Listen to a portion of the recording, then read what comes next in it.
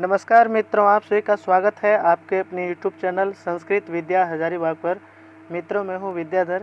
आज मैं आपके लिए लेकर के आया हूँ कठोपनिषद का छठा भाग। इसके पिछले एपिसोड में मैंने आपको द्वितीय वल्ली की समाप्ति तक बताया था। आज मैं उनका तृतीय वल्ली बताऊँगा। तो इसमें क्या है, इसके पहले द्वितीय वल्ली को मैंने बताया था कि जब प्रलय काल आता है तो उसमें ब्राह्मण और क्षत्रियों को ये भोजन बना लेते हैं और मृत्यु को हमारे परब्रह्म में क्या करते हैं, अपना व्यंजन बना लेते हैं।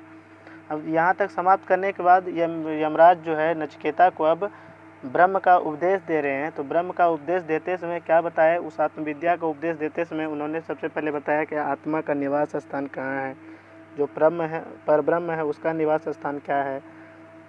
तो उस निवास स्थान को बताने के लिए ये आया है पहला मंत्र। देखिए क्या है, ऋतं पिबन्तौ सुकृतस्य लोके गुहां प्रविष्टौ परमे परार्धे छाया तपौ ब्रह्मविदो वदन्ति पंचाग्नयो ये च त्रिनाचिकेताः। तो क्या बोल रहे इसमें, सुकृत मन होता है अच्छा काम करने वाले, ये मनुष्य का बोध हो रहा है इससे। तो अच्छे काम करने वाले के षष्ठी एकवचन है, तो अच्छे काम करने वाले के लोक में, और क्या बोल रहा है कि परमे परार्धे, और पर ब्रह्म के परार्धे मना लोक में। ठीक है, अच्छा काम करने वाले के लोक में और परब्रह्म के लोक में, जो गुफा रूपी प्रविष्टो, हृदय रूपी गुफा में जो प्रविष्ट मन छिपा हुआ है, वो रीतम पीबंतो, वो सत्य को पीने वाले हैं। जब देखिए दो चीज़ है, एक ब्रह्म है, एक परब्रह्म है, दोनों का निवास स्थान बता रहे हैं कि हमारा जो ब्रह्म है वो सुकृतस्य लोके और जो परब्रह्म है वो परमे परार्धे। अब इसके लिए हृदय कहाँ से आएगा, तो जो व्यक्ति का हृदय है उसमें ब्रह्म रहता है, और जो हमारा परब्रह्म कहाँ रहता है, तो वो रहता है परार्धे मना आकाश में। ठीक है, और हमारे हृदय रूपी गुफा में भी वो विद्यमान है। तो कहने का अर्थ इसमें ये है क्या, कि अच्छे काम करने वाले के शरीर में और परब्रह्म के शरीर में गुफा रूपी छिपे हुए, गुफा रूपी हृदय में छिपे हुए ऐसे जो सत्य को पीने वाले हैं, सत्य को पीने वाले में ना, वो सत्य ब्रह्म और परब्रह्म दोनों में सत्य की प्रधानता होती है।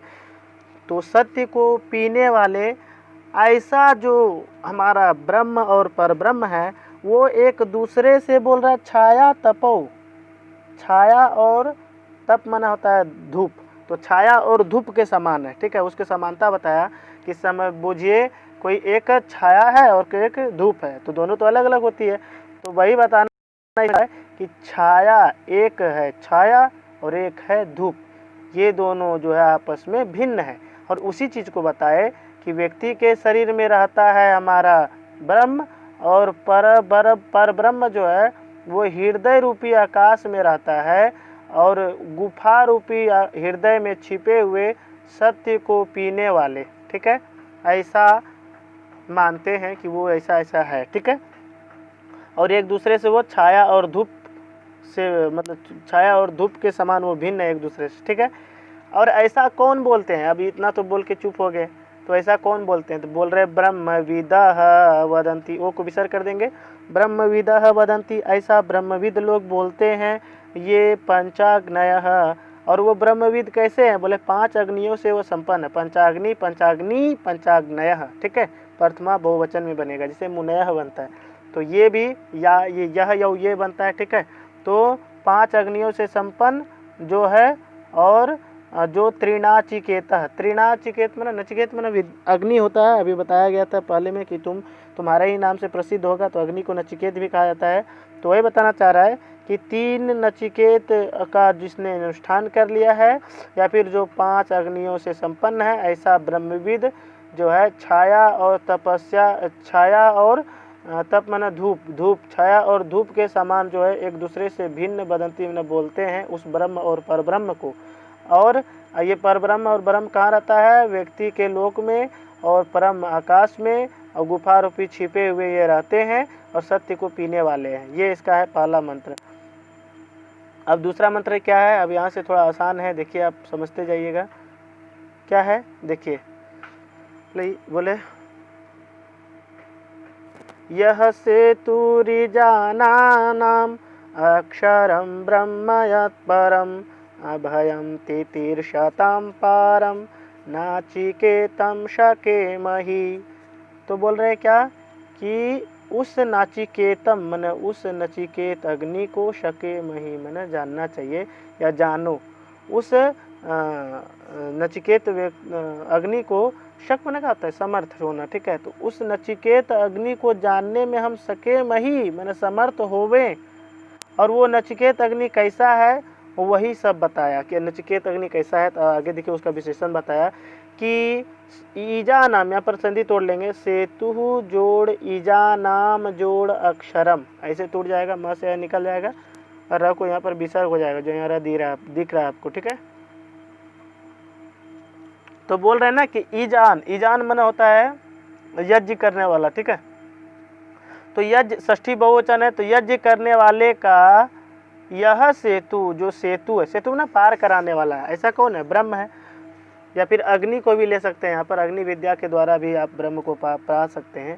तो यहाँ साधन आपका अग्नि ही ना है, तो अग्नि का यहाँ से बोध हो रहा है सेतु से, ठीक है। तो वही बताना चाह रहा है कि ईजा नाम मन यज्ञ करने वाले का षष्ठी बहुवचन, और यह सेतु यज्ञ करने वाला का जो सेतु है मन जो पार कराने वाला सेतु है, और जो अक्षर मन अविनाशी है, क्षर जिसका नहीं होता है, ऐसा जो ब्रह्म है, और यत परम और जो परब्रह्म है, ब्रह्म भी है और जो परब्रह्म भी है, और तितीर्षिताम पारम, पार करने के लिए तितीर्षि जो है, तितीर्षि में तैरने की इच्छा वाला, ठीक है। तितीर्षिताम बना है षष्ठी बहुवचन में। तो इस लोक से अपने आप को पार करने की इच्छा वाले जो है, ऐसा लोग जो है इस अग्नि विद्या को पाकर के क्या हो जाते हैं? बोले अभयम, भय से रहित हो जाते हैं। ऐसे अग्नि विद्या को शकेमहि मन हम जानने में समर्थ होवे, ऐसा बोल रहे हैं यमराज।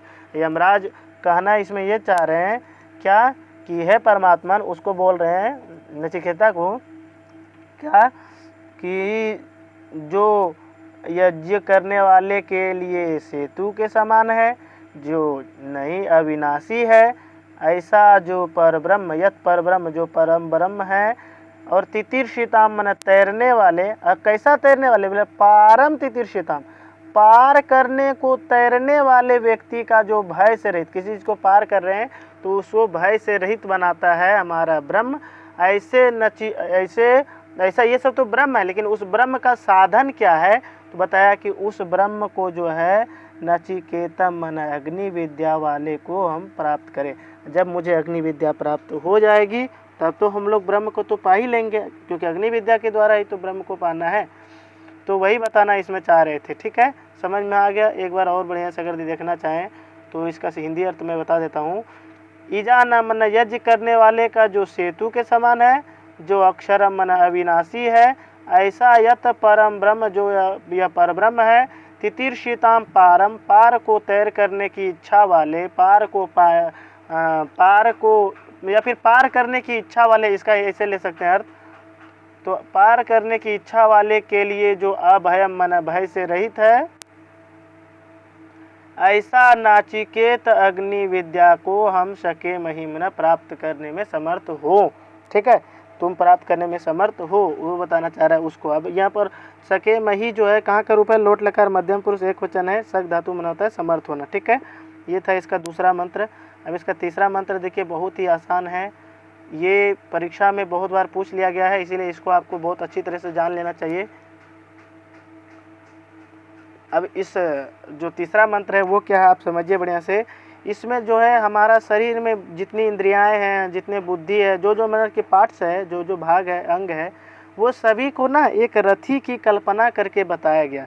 यमराज बोलते हैं कि समझ लो, और वही समझने के लिए बोल रहे हैं ये श्लोक को, इसको आप बढ़िया से समझ लीजिए।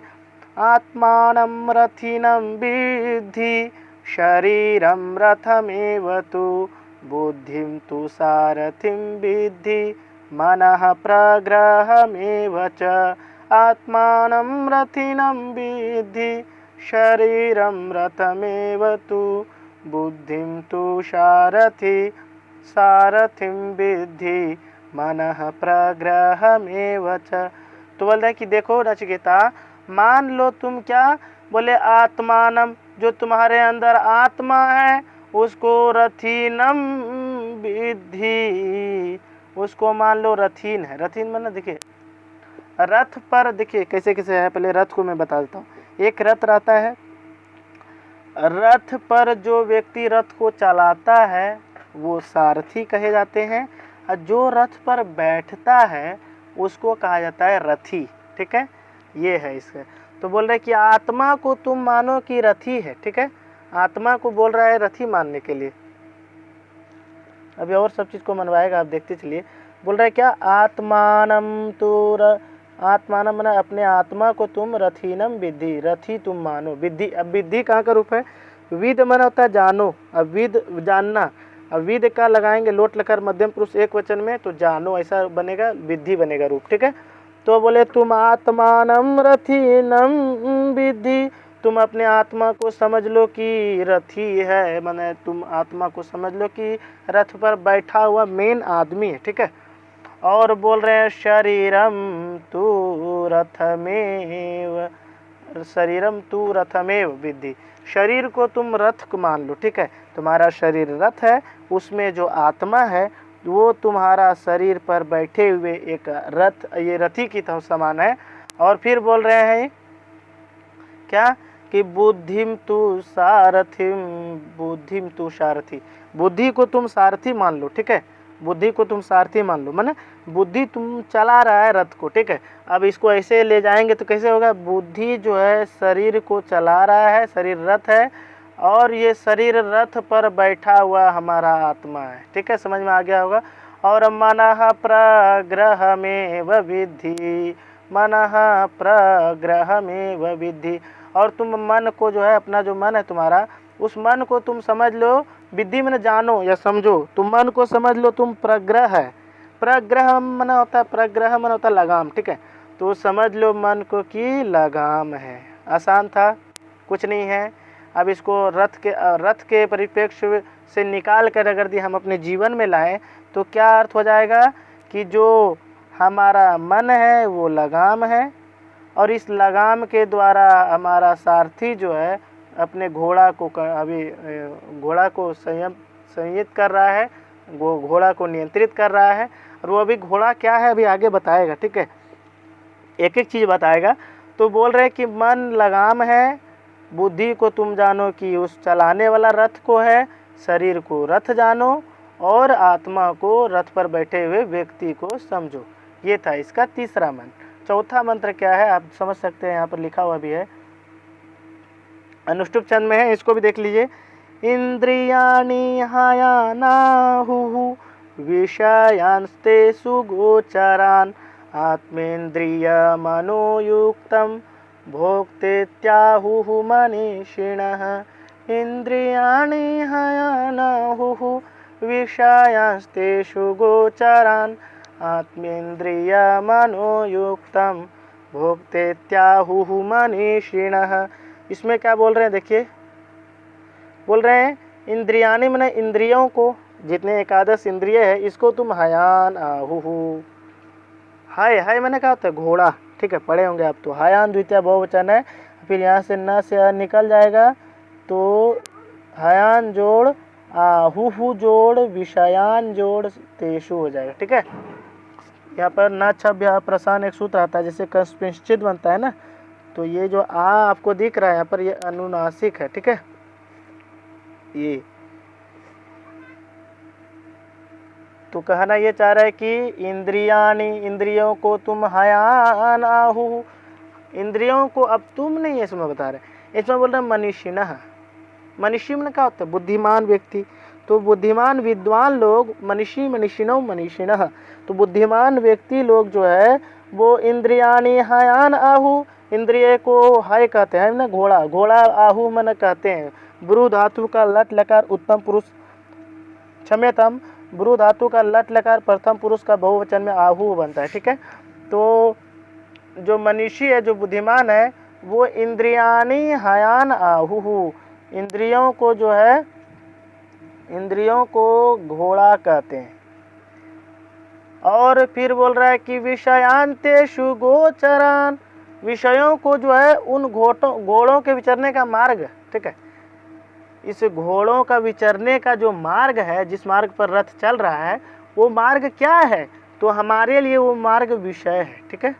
एक एक चीज़ परीक्षा में पूछी जाती है कि यमराज ने विषय को क्या माना, यमराज ने घोड़ा किसको कहा, यमराज ने रथ किसको कहा, यमराज ने रथी किसको कहा। तो ये श्लोक, ये मंत्र को आप याद रखिएगा, तो फिर इससे आपको बना पाएंगे, परीक्षा में आएगी। तो बोल रहे हैं क्या कि इंद्रिय उसके लिए क्या है? घोड़ा है, घोड़ा कहते हैं। विषयों को वे लोग गोचर कहते हैं, माने रास्ता कहते हैं। और आत्मेंद्र यही है। और आत्मा इंद्रिय और मन से युक्त, मनोयुक्तम है ना, आत्मा जो इंद्रिय आत्मेंद्रिय बन गया है, और मनोयुक्तम। तो आत्मा इंद्रिय और मन, ये न सभी से युक्त हमारा कौन है? जीवात्मा है, ठीक है। और यही जीवात्मा भोक्ता इति आहुहु, इसी जीवात्मा को व्यक्ति जो है, ये मनीषी जो है, बुद्धिमान लोग, इसी आत्मा को, जीवात्मा को भोक्ता इति आहु, भोक्ता ये कहते हैं। ये अर्थ हुआ इसका चौथा मंत्र का। एक बार और बढ़िया से देख लेंगे तो हिंदी में, इंद्रियों को घोड़ा कहते हैं, विषयों को रास्ता कहते हैं, आत्मा इंद्रिय और मन से युक्त जो है हमारा जीवात्मा, उसको भोक्ता कहा गया है, ऐसा मनीषिनी लोग कहते हैं, ठीक है। ये चौथा मंत्र था। इसका जो पांचवा मंत्र है, देखिए क्या है। पांचवा मंत्र देखिए, अब आसान सब है, आप देखते चलिए। यस्त्वविज्ञानवान् भवति युक्तेन मनसा सदा तस्येन्द्रियाण्यवश्यानि दुष्टाश्वा इव सारथिः। यस्त्वविज्ञानवान् भवति अयुक्तेन मनसा सदा तस्येन्द्रियाण्यवश्यानि दुष्टाश्वा इव सारथिः। तो इसमें क्या बता रहे हैं?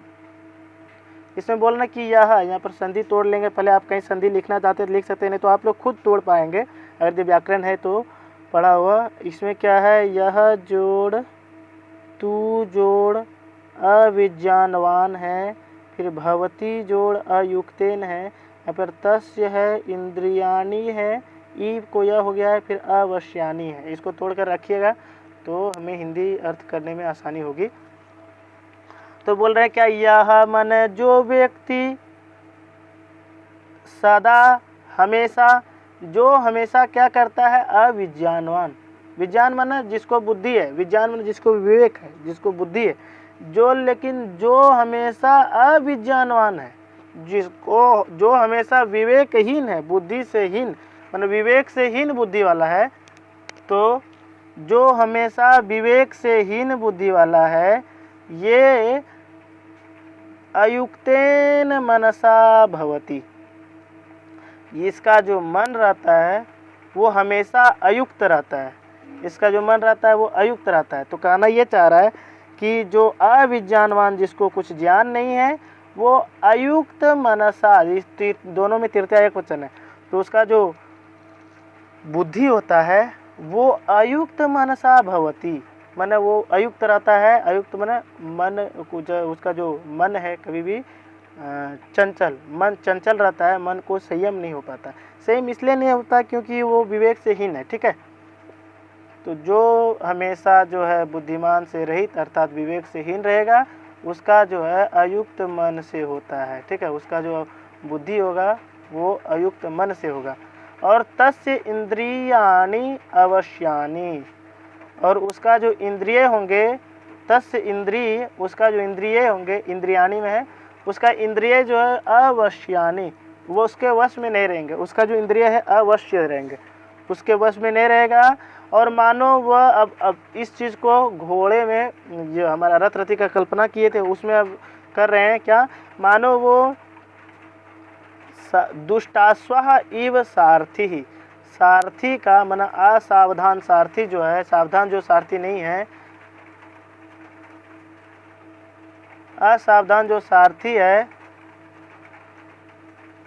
असावधान जो सारथी है उस सारथी का दुष्ट घोड़े के समान, ठीक है, दुष्ट घोड़े के समान मानो इसका इंद्रिय हो जाएगा, ठीक है। ये था इसका 5वां मंत्र कि जो विवेक से हीन बुद्धि होगा जिसका, वो अयुक्त मन से होगा, उसका इंद्रिय उसके बस में नहीं रहेगा, और दुष्ट अश्व के समान सारथी का मानो उसका इंद्रिय हो जाएंगे, ठीक है। ये था इसका 5वां मंत्र। 6ठा मंत्र देख लीजिए क्या है, वही सब आएगा फिर, लेकिन अब उसी का अपोजिट, उसी का विपरीत दे दिया है श्लोक। क्या है, यस्तु विज्ञानवान भवति अयुक्त, यस्तु विज्ञानवान भवति युक्तेन मनसा सदा तस्येन्द्रियाणि वश्यानि सदस्व इव सारथेः। परंतु, तू मन है परंतु, ठीक है, परंतु यह मन जो विज्ञानवान, जो विवेक युक्त बुद्धि वाला है, वो उसका जो वो हमेशा सदा मन वो हमेशा युक्तेन मनसा भवति, युक्त मन वश, तो वश में किए गए मन के साथ होता है। जो व्यक्ति बुद्धि वाला है, विवेक बुद्धि वाला है, वो हमेशा युक्त मन के द्वारा होता है, और उसका जो इंद्रिय है वो उसके वश में होते हैं। और सत अश्वाह इव सारथे है, और मानो उस सारथी का,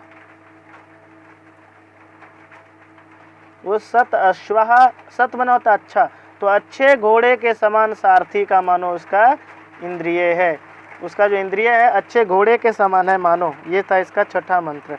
अब इसका 7वां मंत्र क्या है देखिए,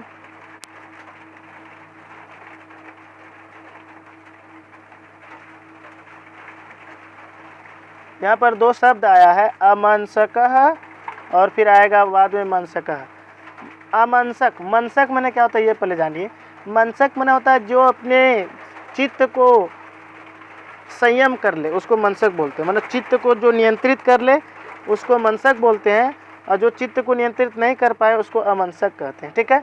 तो वही इसमें बता रहा है कि जो अविज्ञानवान होता है, मतलब विवेक से हीन होता है, तो विवेकहीन बुद्धि वाला जो है अमनसक भवती, वो जो है अपने मन को, अपने चित्त को नियंत्रित नहीं करने वाला होता है, और वह हमेशा सूची, सदा असूची है, यहाँ पर सदा जोड़ा असूची, सदा सूची बन गया है, तो वह हमेशा असूची रहता है, मतलब अपवित्र होता है वो हमेशा।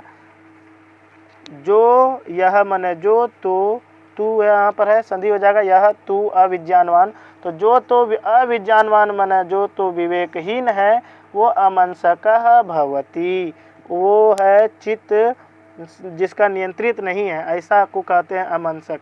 तो असंयत चित्त वाला होता है वो, और सदा हमेशा वो है असुचि, मतलब अपवित्र रहता है, वो हमेशा जो है अपवित्र होता है, ठीक है। और सह न तत्पदमाप्नोति, तो इसमें क्या बोल रहे हैं कि सह मन वह जो है तत्पदम न आपनोति, उस पद को, अब किस पद को, उस जो हमारा विष्णु का पद है, या फिर वो परब्रह्म का जो पद है, उस परब्रह्म को, तत्पदम उस पद को ना अपनोति नहीं प्राप्त करता है। सह मन वो विवेकहीन बुद्धि वाला, ठीक है।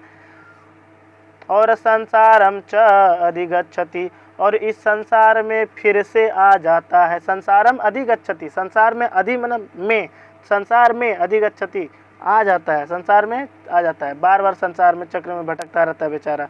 तो कहना ये चाह रहा है कि यह तू यस्त्वविज्ञानवान भवति अमंसकः सदा शुचि न स तत्पदमाप्नोति संसारम चाधिगच्छति। तो जो विवेक से हीन बुद्धि वाला है वो अमंसक होता है। अमंसक का अर्थ बता दिया, जिसको नियंत्रित नहीं है अपने मन में, और हमेशा पवित्र से रहित होता है, और वह उस पद को नहीं प्राप्त करता है और बार बार संसार में गिरता है। ये था इसका 7वां मंत्र। 8वां मंत्र देखिए क्या है, यस्तु विज्ञानवान भवति समंसकः सदा शुचि सतु तत्पदमाप्नोति यस्मात् भूयो न जायते।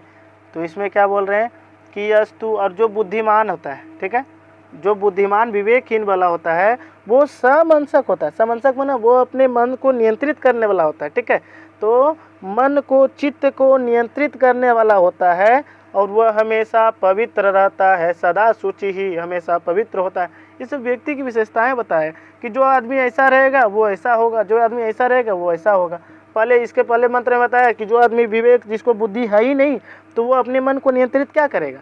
तो जो विवेक जिसमें है नहीं वो मन को नियंत्रित नहीं कर पाता है। जब मन को नियंत्रित नहीं करेगा तो मन तो अशुद्ध होगा ही, और जब मन अशुद्ध होगा तो पूरा शरीर अशुद्ध हो जाएगी। इसीलिए बोला कि जो विवेक से हीन होगा तो वह क्या होगा, मन को नियंत्रित नहीं कर पाएगा। पिछले मंत्र में बोला, और वह हमेशा अपवित्र रहेगा।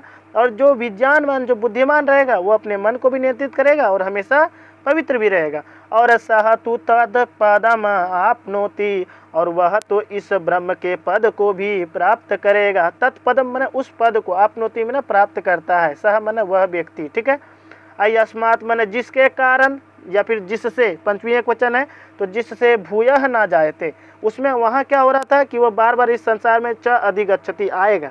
लेकिन जब आदमी बुद्धिमान है, मन को नियंत्रित करेगा, पवित्र रहेगा, तो वह उस परम पद को तो प्राप्त करेगा ही, लेकिन वह फिर से इस संसार में उत्पन्न नहीं होगा। न जायते जन धातु में उत्पन्न होना होता है। तो ये है 8वां मंत्र कि जो बुद्धिमान होता है वो संयम चित्त वाले होते हैं और जो हमेशा पवित्र रहते हैं वह उस परम पद को प्राप्त करते हैं, जिससे वह इस संसार में फिर से उत्पन्न नहीं होता है। यह 8वां मंत्र है। 9वां मंत्र क्या है, विज्ञान सारथि यस्तु मनः प्रग्रहवान् नरः स्वध्वनः परमाप्नोति तत्विष्णुः परमं पदम। इसमें क्या बोल रहे हैं कि यह नरः, यहाँ पर देखिए संधि है, विज्ञान सारथी ही जोड़ यह जोड़ तू, स को विसर्ग कर देंगे और ये जो ऊपर में र दिख रहा है इस र को कर देंगे, इस र को भी विसर्ग हो जाएगा, ठीक है। तो बोल रहे हैं कि यहाँ पर जो यह है, यहाँ से यह निकाल लेंगे, स को विसर्ग करेंगे तो यह माना यह नरः, जो नर, नर माना मनुष्य, तो जो मनुष्य विज्ञान सारथी ही, विज्ञान माना बुद्धि, सारथी माना, तो विज्ञान माना विवेकशील वाला, बुद्धि वाला, ठीक है। तो जो व्यक्ति, यह नरः जो व्यक्ति विज्ञान सारथी ही तू, जो व्यक्ति विज्ञान सारथी है, माना जिसको अपने बुद्धि पर सारथी माना लगा, सारथी को माना सारथी माना लगाम लगा, सारथी से संपन्न है। तो जो व्यक्ति बुद्धि रूपी सारथी से संपन्न है और मन को प्रग्रहवान है, वतु प्रत्यय लगा है, तो मन को प्रग्रह माना लगाम लगाने वाला है, ऐसा व्यक्ति क्या करता है, सह मन वैसा व्यक्ति, अध्वनः मन संसार रूपी जो मार्ग है, उस मार्ग के पारम अपनोति, पार को पहुंचकर पार को प्राप्त करता है। अपार करने के बाद तत् परमम पदम आपनोति, उस परम पद को प्राप्त करता है। किसके परम पद को, तो बोला विष्णु हो, तत् जोड़ विष्णु हो, तत् विष्णु हो बन गया है, विष्णु षष्ठी एक वचन है। तो विष्णु के परमम पदम, परम पद को प्राप्त करता है। सह मन वह अध्वनः पारम, ये रास्ता को पार करके विष्णु के परम पद को प्राप्त करता है। कौन मनुष्य, बोला कि जो मनुष्य क्या करेगा, अपने विज्ञान रूपी सारथी जिसमें हो, माने बुद्धि रूपी जो सारथी, लेकिन अच्छा सारथी होना चाहिए। तो विज्ञान रूपी जिसमें सारथी हो, जो मन को लगाम लगाने वाला हो, ऐसा व्यक्ति ही परम पद को प्राप्त करेगा और मार्ग, संसार रूपी मार्ग से पार होकर प्राप्त करेगा उस विष्णु के परम पद को। इसका अर्थ ये है, ठीक है। विज्ञान रूपी सारथी जो है वो, और जिसका मन लगाम हो गया है, मन पर जिसको नियंत्रण है, वैसा जो आदमी अध्वनः मन षष्ठी एक वचन है, अध्वन का, अध्वन माने रास्ता होता है, रास्ता के परम माने पार को प्राप्त कर देता है और वही विष्णु के परम पद को प्राप्त करता है। ये है इसका 9वां मंत्र। सिर्फ देखिए फल बताया, कहीं पर बताया कि किसको रास्ता बोलेंगे, पहले तो बता दिया रास्ता किसको बोलेंगे, किसको गाय, किसको घोड़ा बोलेंगे, किसको रथी बोलेंगे, उसके बाद उसी चीज़ को व्यंग्य करके कह रहा है, ठीक है। 9 मंत्र हो गया। अब 10वां मंत्र देखिए क्या है।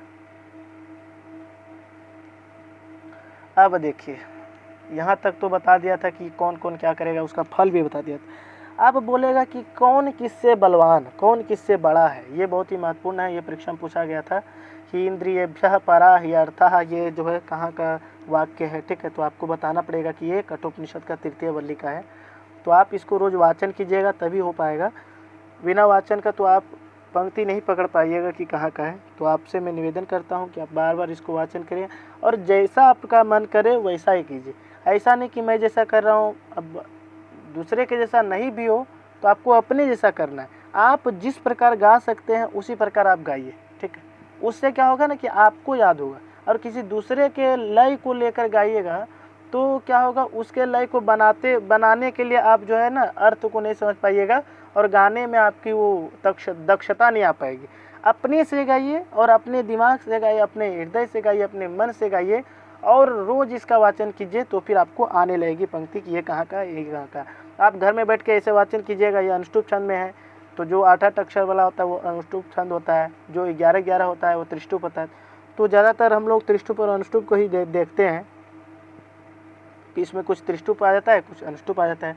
तो इसमें क्या है, इंद्रियेभ्यः परा ह्यर्था अर्थेभ्यश्च परं मनः मनसस्तु परा बुद्धिः बुद्धिरात्मा महान् परः।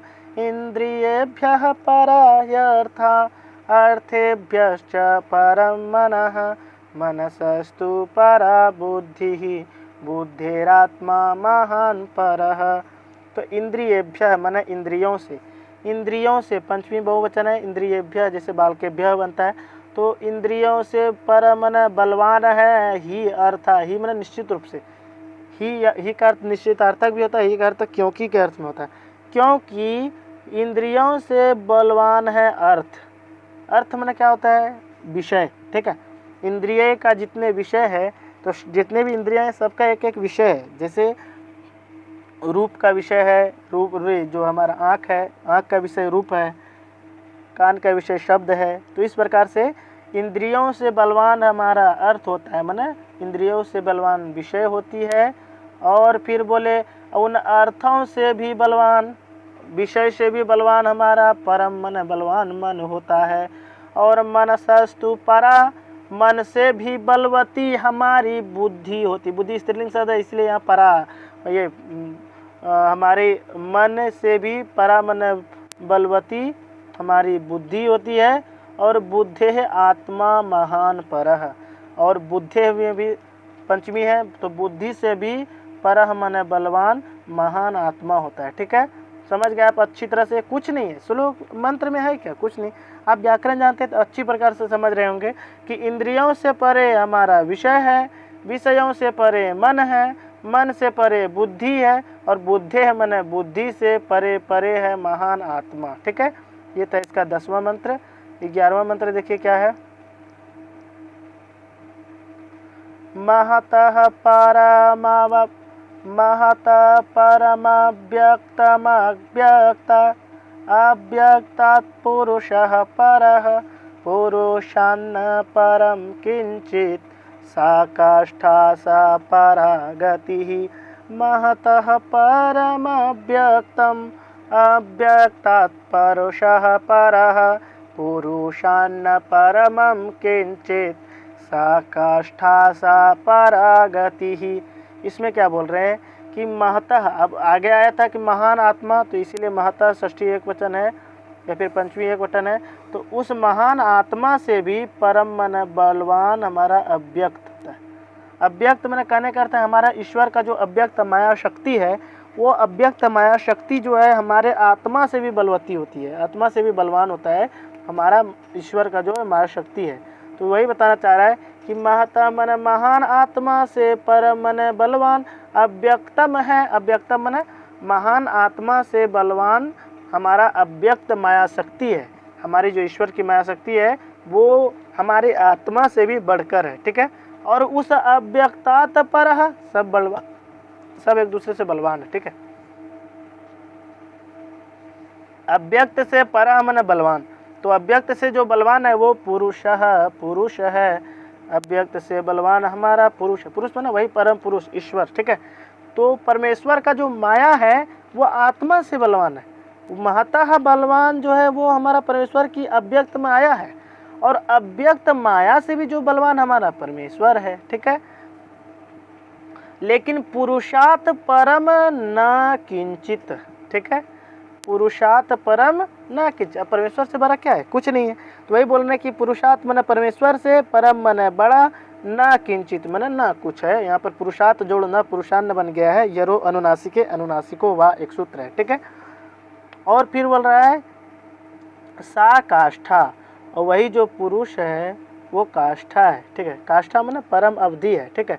और वही परम गति है, माने उसी परम अवधि होती है, उसी की सबसे ज़्यादा समय होता है। काष्ठा माने समय, परम अवधि, ठीक है। तो समय होता है इसका समय, ठीक है। तो कहने का अर्थ ये है कि वही काष्ठा है, माने वही परमेश्वर जो है ज़्यादा समय वाला है, सबका परम अवधि वही है। और सही पर सा परागति ही, वही हमारा परमेश्वर जो है परागति माने परम गति है। वही हमारा परमेश्वर जो है वही अंतिम गति है, या फिर बोल सकते हैं जिसको परम गति है, संपूर्ण गति है, सबसे बड़ी गति है, वही परमेश्वर, ठीक है। एक बार और मैं इसको बताता हूँ बढ़िया से। क्या है देखिए, बोले महता माने उन महान आत्मा से परे अव्यक्त शक्ति है जो कि ईश्वर का है। माँ से निकल जाएगा, अव्यक्तात् में पंचमी है। अव्यक्त से परे महान पुरुष यानी परमेश्वर है। और पुरुष से परे जो है ना किंचित माने कुछ चीज़ नहीं है। सा काष्ठा माने वह परम ये अवधि वाला है, ज़्यादा अवधि वाला है, और वही परम गति वाला है, ठीक है। ये था इसका 11वां मंत्र। अब इसका 12वां मंत्र में देखिए क्या है।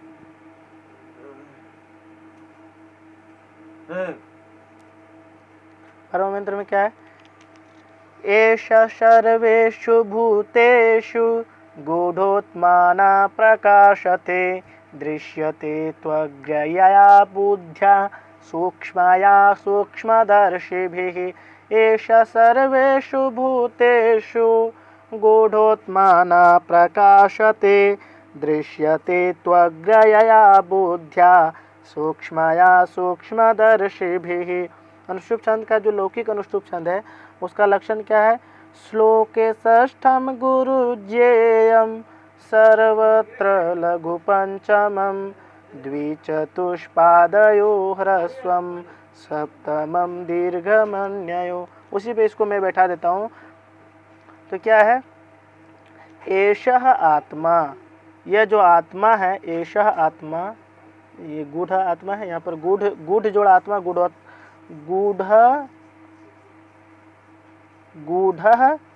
जोड़ आत्मा गूढ़ोत्मा बन गया है। यहाँ पर जो है ना कौन संधि? पर रूप संधि हुआ है यहाँ पर, ठीक है। जैसे प्रेजते उपोषति बनता है ना, उसी तरह, ठीक है।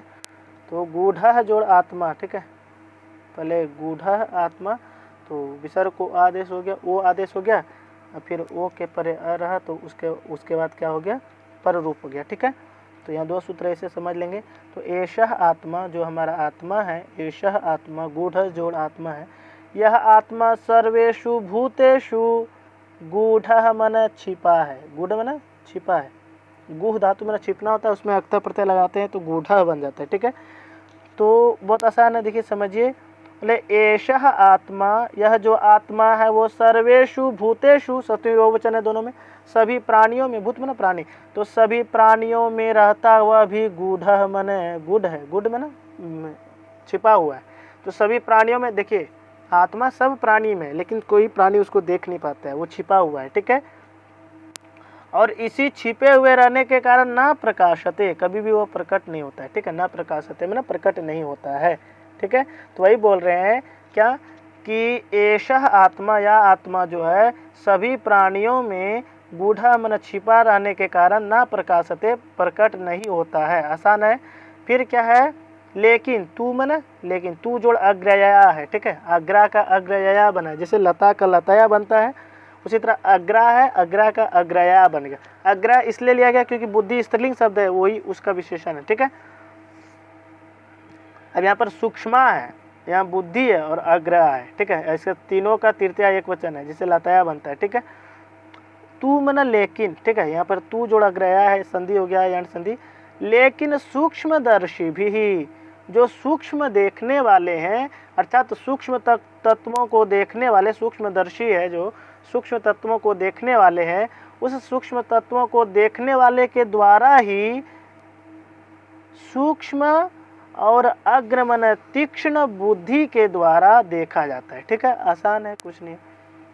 कहना इसमें यह चाह रहा है कि यह जो आत्मा है वो तो सभी प्राणियों में छिपा हुआ है, लेकिन वो भी नहीं दिखाई देता है। अब किसके द्वारा दिखाई देता है? तो बोला सूक्ष्मदर्शी भी दृश्यते, सूक्ष्मदर्शियों के द्वारा दिखाई देता है। अब सूक्ष्मदर्शी लोग कैसे देखते हैं?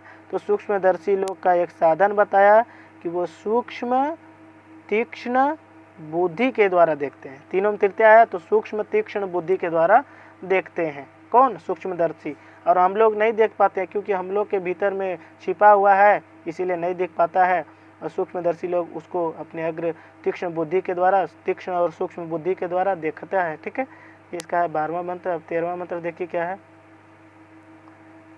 यच्छेद्वांग मनसि प्राज्यः तद्यच्छेज्ज्ञान आत्मनि ज्ञानमात्मनि महति नियत् तच्छेद्या तद्यच्छेच्छान्तः आत्मनि, ये सा है। ठीक है, इसको एक बार वाचन करते हैं। यच्छेद्वांग मनसि प्राज्यः तद्यच्छेज्ज्ञान आत्मनि ज्ञानमात्मनि महति नियच्छेत् तद्यच्छेच्छान्त आत्मनि। ठीक है, ऐसा है। तो ये बोल रहे हैं कि प्राज्ञः माने बुद्धिमान होता है। ठीक है, तो बुद्धिमान व्यक्ति को चाहिए क्या चाहिए कि वाक मनसी यच्छेत, निरुद्ध करने का बात आता है कि किसको किसमें विलीन कर दें, किसको किसमें मिलाएं। तो जब हम लास्ट तक मिलाते मिलाते ले जाएंगे तो हमें ईश्वर की प्राप्ति होगी। उसी के बारे में बता रहे हैं क्या कि यच्छेत है। यहाँ पर देखिए यच्छेत कहाँ का रूप है, आप मैं बता देता हूँ। जैसे पठेत बनता है विधिलिंग लकार में, उसी तरह यच्छेत बना है। तो वाक आदि जो प्राज्ञ होता है, जो बुद्धिमान आदमी है, यहाँ पर स को विसर्ग कर देंगे। पहले ना मैं आपको संधि तोड़ देता हूँ, संधि बहुत जरूरी है। यहाँ देखिए आप लिख सकते हैं यच्छेत है, फिर त से द तक उदा हो गया, फिर वांग मनसी है, प्राज्ञ है, स को विसर्ग कर देंगे, फिर तत् है, फिर यच्छेत है, यच्छेत है, तक उजा हो गया, फिर ज्ञान है, यहाँ पर ज्ञान जोड़ ज्ञानम जोड़ आत्मनि है, फिर यहाँ नियच्छेत है, फिर तत् है, फिर यच्छेत है, फिर शांत है, छ को छोटी से हो गया है, फिर आत्मनि है। ठीक है, इसको तोड़ लिए मैं। उसके बाद क्या है बोल रहे हैं, प्राज्ञ मन जो बुद्धिमान व्यक्ति है वो क्या करता है, बोल रहा वाक मन वाक को मनसी यच्छेत, वाक को मन में विलीन कर देता है। ठीक है, वाक मन अपनी वाणी को मन में विलीन करता है। मनसी सप्तमी एक वचन है, जैसे बनाते हैं मनसा षष्ठी में और सप्तमी में मनसी बनाते हैं।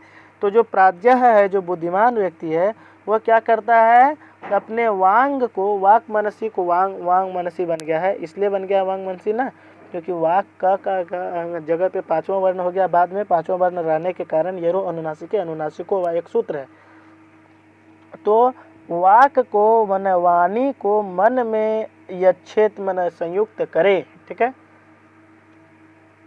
फिर क्या बोल रहा है, मन में तो कर दिए, अब फिर तत् है, यहाँ पर तत् से बोल रहा है मन का। अब मन को किसमें विलीन करें, वाणी को तो मन में विलीन कर दिए, मन को किसमें करें, तत् मन उस मन को यच्छेत मन विलीन करें, उस मन को विलीन करें ज्ञान आत्मनि में, मन ज्ञान स्वरूप जो आत्मा, ज्ञान स्वरूप आत्मा हमारा बुद्धि है। ठीक है, तो ज्ञान स्वरूप आत्मा अर्थात बुद्धि में। ठीक है, आत्मनि में सप्तमी एक वचन है, तो ज्ञान स्वरूप बुद्धि में तत् यच्छेत, तत् जोड़ यच्छेत है,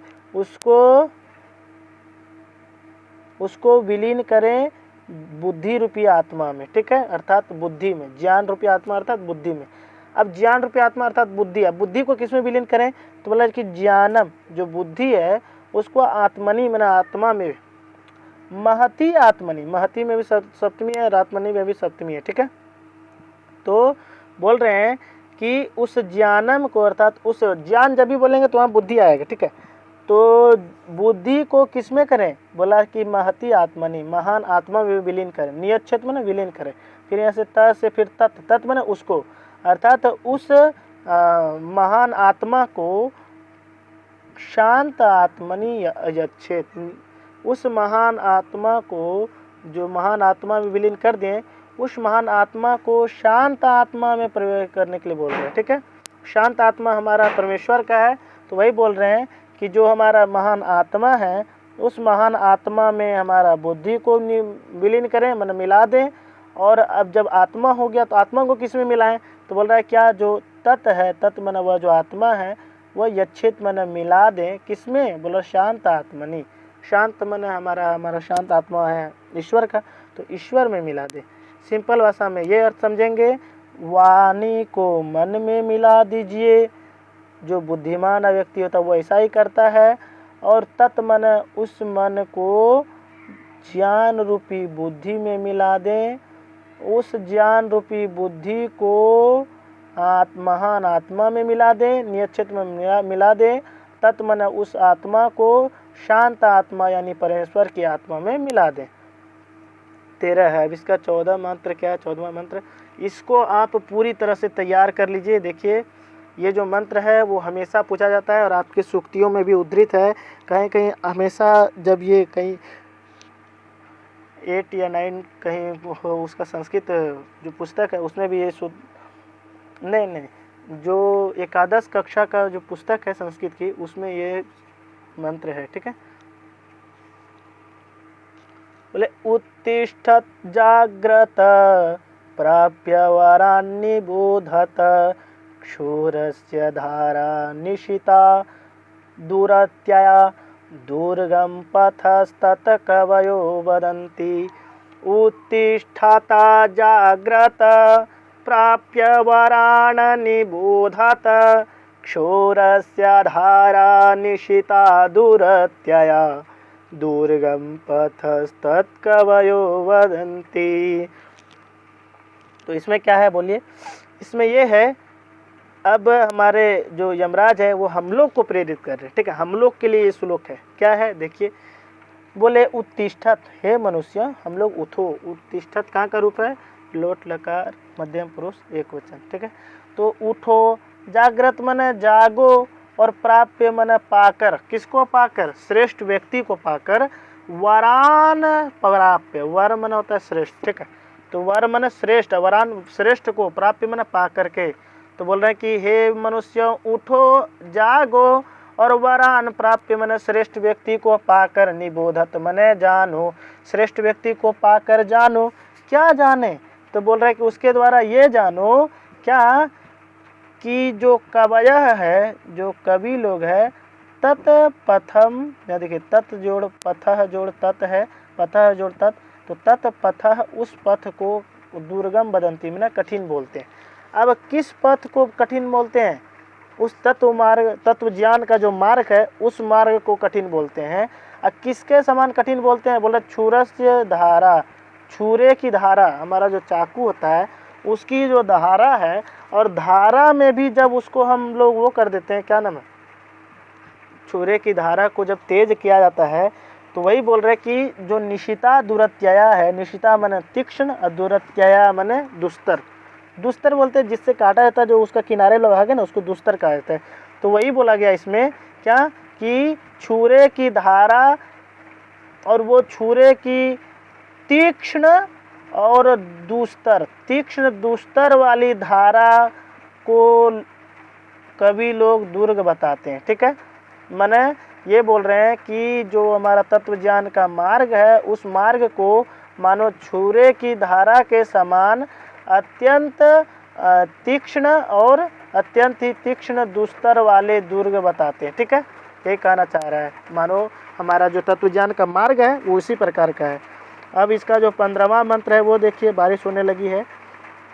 15वां मंत्र बहुत ही आसान है, देख लीजिए एक बार बढ़िया से। इसको मैं समाप्त कर दूंगा, आज तृतीय बलि को समाप्त ही कर दूंगा, क्योंकि अच्छी बात ये है ना कि सही बात नहीं है ऐसा कहना चाहिए, क्योंकि मेरे पास समय का बहुत ही अभाव रहता है, तो जिसके कारण मैं रोज़ तो वीडियो नहीं बना पाता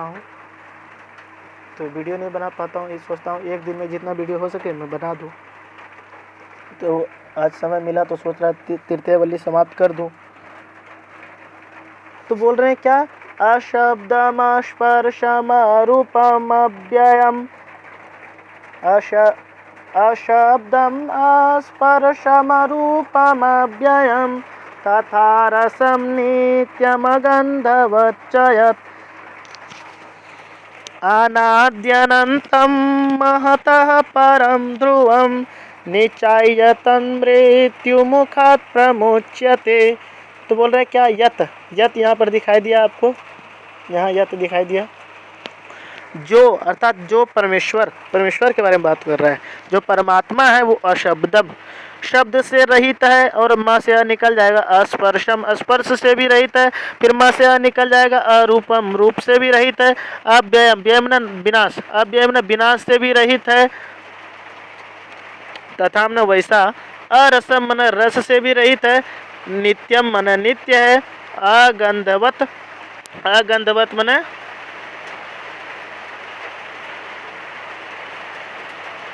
अगंधवत मन गंधवान से रहित है।